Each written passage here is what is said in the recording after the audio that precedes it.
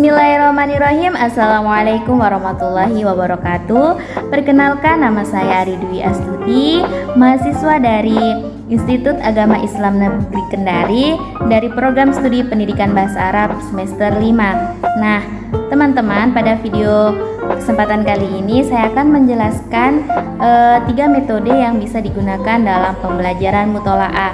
Nah, diantaranya yaitu yang pertama, metode at-tarkibiyah atau biasa disebut al-juz'iyah, kemudian metode at-tahliyah atau biasa disebut metode kuliah, dan yang ketiga yaitu metode at-tawlifiyah atau biasa disebut al-musdawiyah. Nah, setelah kita mengetahui apa 3 metode tersebut, nah kita akan mempraktikkan dalam teks bahasa Arab menggunakan 3 metode itu.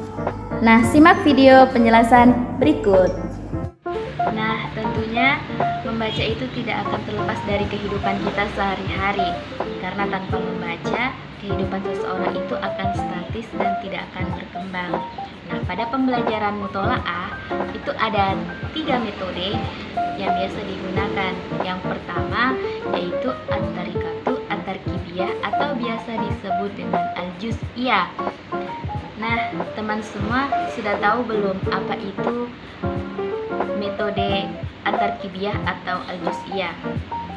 Jadi, al-juz'iyah itu metode induktif yang dimana mengajarkan materi dari bagian-bagiannya secara bagian demi bagian, membaca sedikit demi sedikit, mulai dari membaca huruf, membaca kata, jumlah, dan itu diajarkan secara bertahap, mulai dari yang sedikit-sedikit sampai menjadi bacaan yang panjang. Nah, yang kedua adalah metode at-tariqatu at-tahliyah atau biasa disebut dengan kuliah. Nah, pada metode ini bagaimana dimulai dari membaca keseluruhan, membaca secara lengkap. Nah, dari situ kemudian kita menganalisis. Jadi metode ini biasa disebut dengan metode membaca secara parsial. Kita analisis serta mengkaji kalimat bahasa Arab secara rinci, baik itu dari segi bentuknya maupun lafadznya, guna untuk menemukan atau memperoleh makna yang terkandung dalam bacaannya, serta menemukan ide pokok baik dilakukan secara membaca ataupun menyimak. Nah, yang ketiga yaitu at-tariqatu at-tawlifiyah atau biasa disebut dengan al-musdawiyah. Jadi metode ini bagaimana menggabungkan kedua? Maksudnya menggabungkan kedua yaitu menggabungkan metode juz'iyah dan kuliah. Jadi di sini dibacanya itu yang kadang-kadang dibaca dimulai dari kata demi kata, dan kadang juga dimulai membaca dari keseluruhan, kemudian dianalisis. Jadi metode ini juga metode campuran yang di dalamnya itu ada gabungan 2 metode, yaitu metode langsung dan metode kaidah terjemah. Dan pengajarannya itu lebih menekankan pada kemahiran bercakap, menulis, membaca, dan memahami pengertian-pengertian tertentu. Nah, setelah kita mendengar penjelasan 3 metode tersebut, mari kita langsung praktekkan melihat teks bahasa Arab menggunakan 3 metode tersebut. Simak videonya.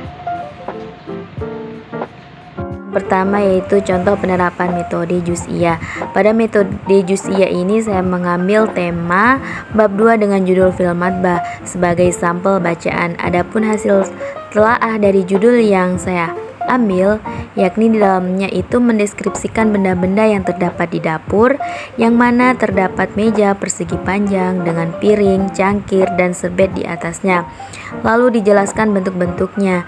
Terdapat pula lemari es besar dan oven yang dijelaskan pula isi dan bentuk-bentuknya. Yang kedua yaitu contoh penerapan yang menggunakan metode kuliah. Nah, di sini saya mengambil dalam buku Al-Mumtaz fil Hiwaratil Yaumiyah li Ghairi Natiqin. Nah, di dalam buku tersebut itu membahas tentang beberapa percakapan berbahasa Arab untuk non-Arab yang berisi percakapan dalam sehari-hari yang membahas pekerjaan, profesi, tempat, keluarga, makan, anggota tubuh, hobi, negara, warga, dan hari libur. Yang ketiga, contoh penerapan metode at-taulifiyah, yaitu di dalam membaca bahasa Arab menggabungkan metode al-juz'iyah dan al-kulliyah, yang dimana terdapat juga metode langsung dan terjemah.